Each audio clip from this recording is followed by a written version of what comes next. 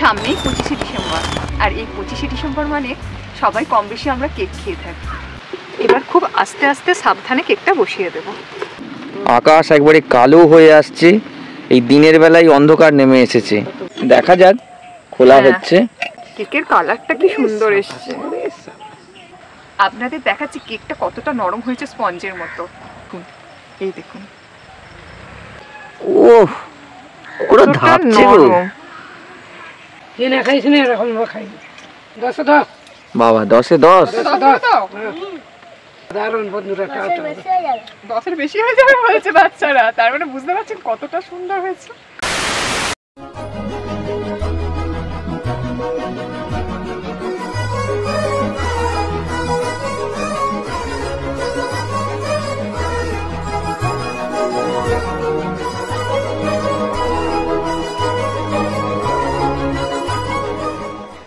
বাঁধাকপিটা দেখো, কই দেখো। এই তো দেখো না, এই যে পাতাটা সরাচ্ছি, দেখেছো? বাঁধাকপি কি গো? ফুলকপি। ফুলকপি, আর কি ছোট ছোট ফুলকপি, দেখেছো? দারুণ লাগছে। এগুলো প্রচুর বড় হবে এখন। বাঁধাকপিগুলো এখনো ছোট ছোট আছে, সব হবে। বাঁধাকপিগুলো মনে হচ্ছে দেখো এক একটা গোলাপ ফুল।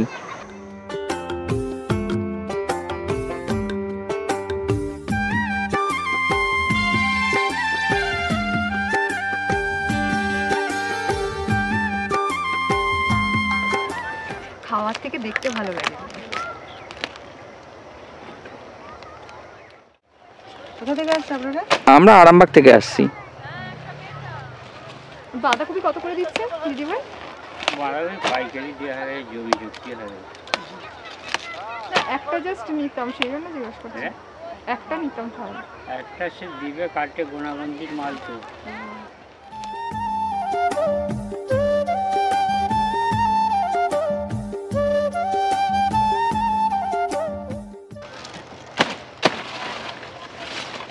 নাও তো ব্রোকলিটা।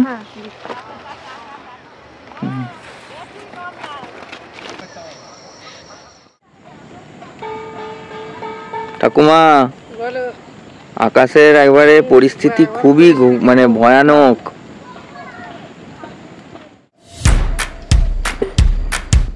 নমস্কার বন্ধুরা, পমি কুক উইথ ভিলেজ ফুডে আবার আপনাদের স্বাগত জানাই।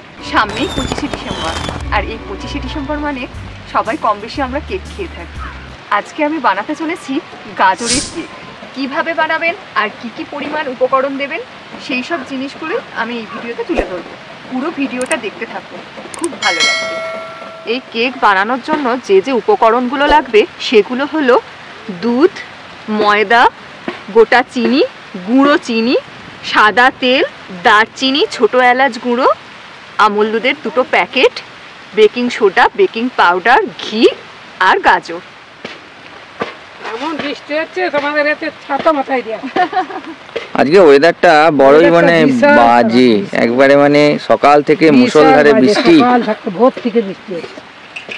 সামনে যে বড়দিন ঠাকুমা, দেখে বোঝার জো আছে। ওয়েদারের অবস্থা দেখো, ওয়েদার দুদিন ছাড়া যাচ্ছে, করছে, বুঝার কিচ্ছু নেই। শীত গায়েব হয়ে গেছে, আর যেন মনে হচ্ছে ঝুম বর্ষা নেমেছে। বানানোর জন্য আমার ড্রাই ফ্রুটস লাগবে। ড্রাই ফ্রুটসের মধ্যে আমি নিয়েছি এখানে কাজু আর কিশমিশ।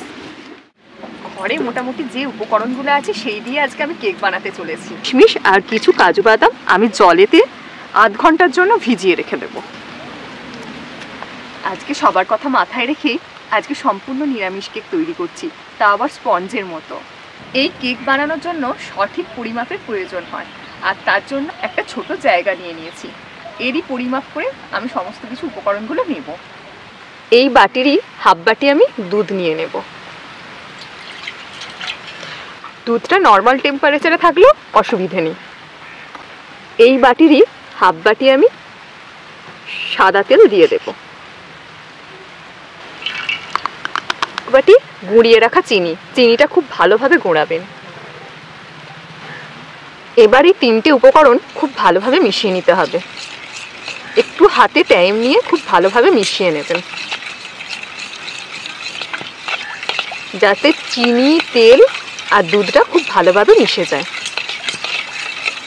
খুব ভালোভাবে মেশানো হয়ে গেছে, এবার এতে ময়দা দিয়ে দেবো।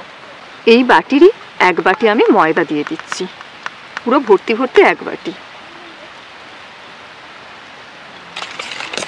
আবার ভালো করে সবকিছু উপকরণগুলো মিশিয়ে নেব।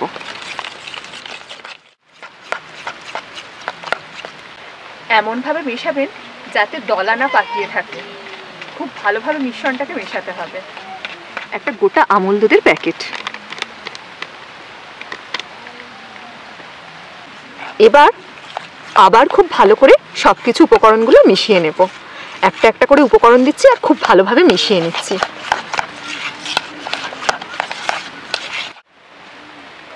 ঠাকুমা শুধু যাওয়া আসাই করছে। হাজির হাজির হাজির। বৃষ্টিও পড়ছে, বৃষ্টিও পড়ছে টোপার টোপার করে, আর ফুটো ছাতা নিয়ে যাচ্ছি আর আসছি, যাচ্ছি আর আসছি। সুন্দর গন্ধ আর কালার আসার জন্য দারচিনি আর গোলমরিচ 1 চা চামচ দিয়ে দেব। আবার সব উপকরণগুলো খুব ভালোভাবে মিশিয়ে নেব।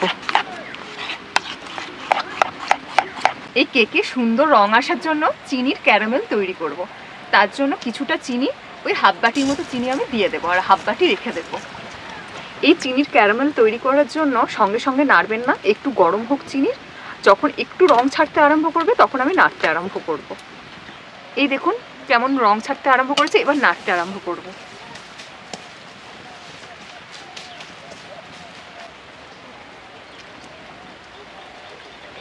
ঠাকুমা টিপটিপ করে বৃষ্টি পড়ছে আর আমাদের বড়দিনের কেক তৈরি হচ্ছে।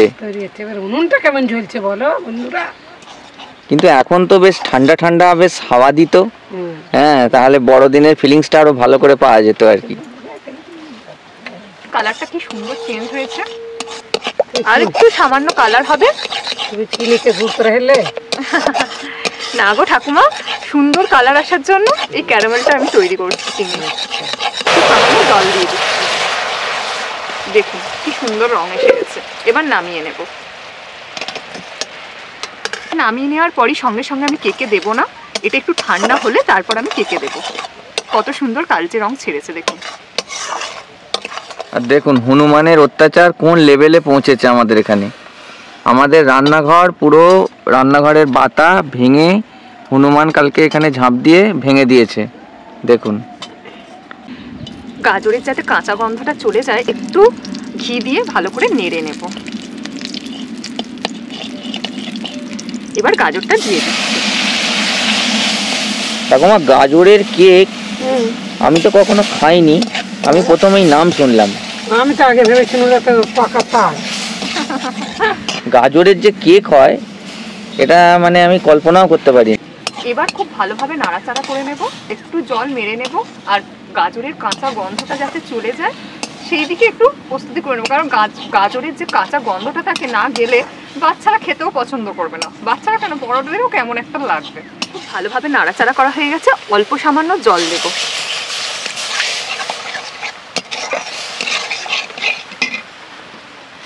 আর গাজরটা আমি মিক্সিতে বেটে নিয়েছি। এটা যদি ডালা ডালা থাকে তাহলে ভালো খেতে লাগবে না, মুখে লাগবে কচকচ করে। এর সাথে আমুল দুধের একটা গোটা প্যাকেট দিয়ে দিচ্ছি।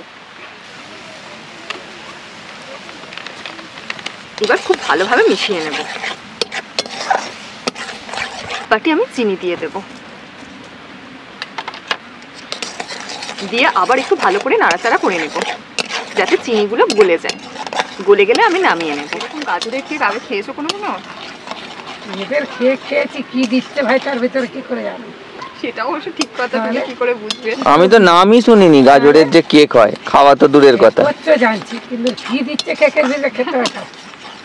তবে এই কেক কিন্তু খুব সুস্বাদু হয়। আর গাজর তো পুষ্টিকর। হ্যাঁ, পুষ্টিকর, স্বাস্থ্যকর। গাজর তো কাঁচাই খেত করে খাওয়া হয়। খাওয়া খুব উপকার ঠাকুমা, বিশেষ করে মেয়েদের ক্ষেত্রে খুবই উপকার। ব্রেস্ট ক্যান্সার থেকে মুক্তি পায়। প্রেশারটা বসিয়ে দিচ্ছি। প্রেশারটা খানিকটা গরম হলে তারপর আমি এই কেকটা বসাবো। তবে এর ভেতর আমি একটা স্ট্যান্ড দিয়ে দিচ্ছি। আপনারা পারলে নুনও দিতে পারেন, আবার বালিও দিতে পারেন, কিন্তু খালি বসাবেন না। হয়ে গেছে, খুব ভালোভাবে ভিজে গেছে। এই ড্রাই ফ্রুটসগুলো কুচিয়ে আমি দিয়ে দিচ্ছি। খুব ছোট ছোট করে কোচানোর দরকার নেই। এই চিনির ক্যারামেলটা ঠান্ডা হয়ে গেছে, এবার আমি দিয়ে দেব।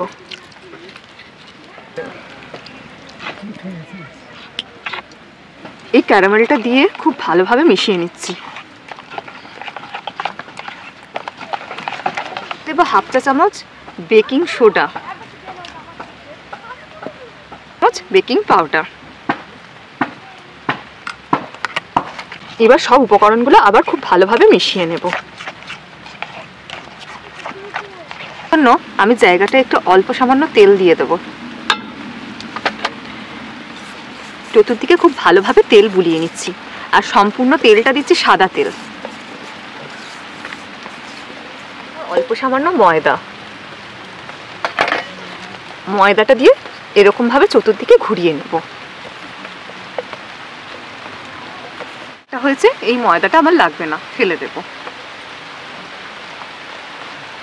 এবার এই বাটিতে আমি কেকটা ঢেলে দেব।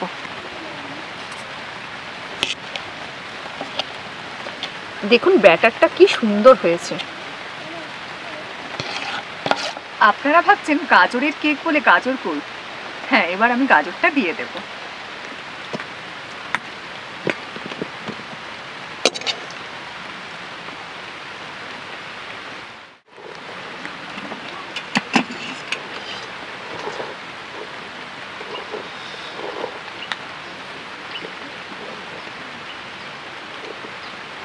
সুন্দরভাবে চতুর্দিকে ছড়িয়ে দিচ্ছি। কিছু কাজু কিশমিশ আমি ছড়িয়ে দিচ্ছি।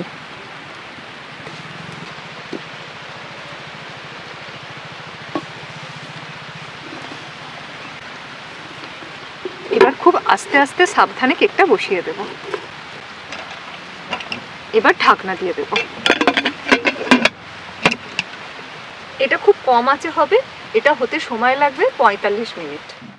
তবে বলে রাখি, প্রেসারে করলে 40 থেকে 45 মিনিট, আর যদি এমনি কড়াতে বা অন্য জায়গাতে করেন এই কেকটা, তাহলে সেক্ষেত্রে আপনাদের কেকটার সময় লাগবে 55 থেকে 1 ঘন্টা। ততক্ষণ কেকটা হোক, আমি বাড়ি থেকে আসছি। দেখুন বন্ধুরা, কি অবস্থা, আকাশ একবারে কালো হয়ে আসছে। এই দিনের বেলায় অন্ধকার নেমে এসেছে, আর বৃষ্টি অবিশ্রান্ত ধারায় সকাল থেকে হয়ে চলেছে। আজকের ওয়েদারটা অত্যন্ত হতাশাজনক, অত্যন্ত বিশ্রী।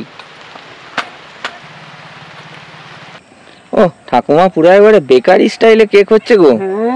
আর একটা কথা বলে রাখি বন্ধুরা, এখানে আপনারা ভাবছেন যে কেক হচ্ছে ভ্যানিলা দিল না কেন।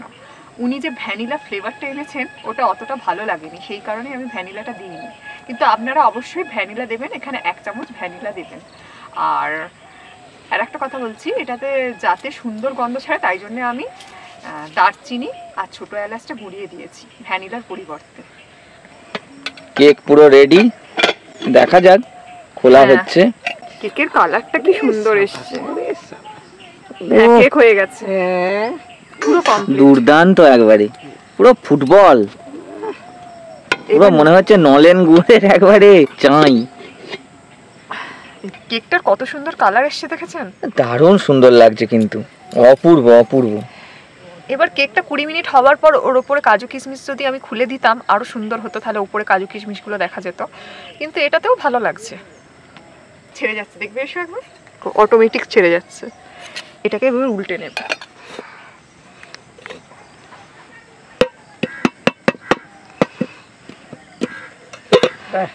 উঠে গেছে।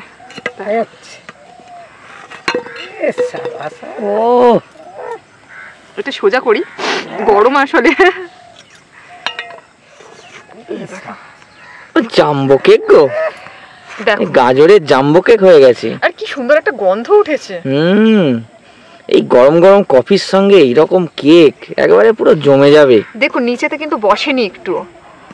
আপনাদের দেখাচ্ছি কেকটা কতটা নরম হয়েছে, স্পঞ্জের মতো।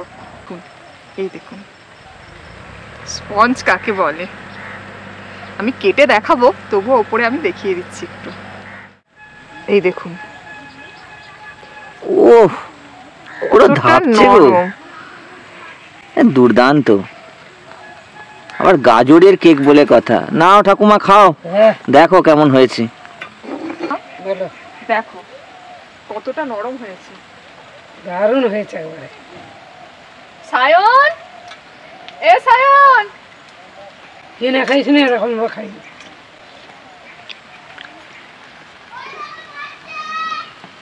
কতটা নরম হয়েছে ঠাকুমা, দেখ। দারুণ খেতে হয়েছে। চুলায় চুলায় চুলায় কেক শেষ হয়ে গেল, হট কেক। বসো, কেটে দিচ্ছি।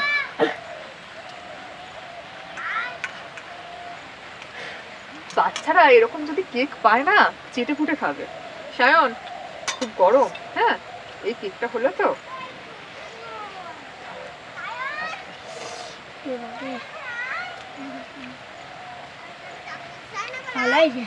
ভালো হয়েছে? কত নাম্বার দেবে? 10-এ কত দেবে? 10-এ 10। বাবা 10-এ 10। 10-এ 10। তো 10-এ 10 দারুণ বন্ধুরা, টাটা। 10-এর বেশি হয়ে যাবে বলছে বাচ্চারা, তার মানে বুঝতে পারছেন কতটা সুন্দর হয়েছে। এইভাবেই সুন্দর কেক তৈরি করে পরিবেশন করুন সবার সাথে 25শে ডিসেম্বরের উদ্দেশ্যে।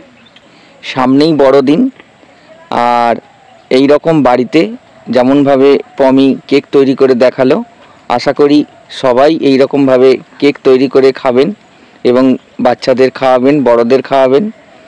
আর গাজরের কেক একটা অভিনব রেসিপি। এই রেসিপিটা যদি এখনও না করে থাকেন তাহলে অবশ্যই বাড়িতে একবার হলেও ট্রাই করে খাবেন।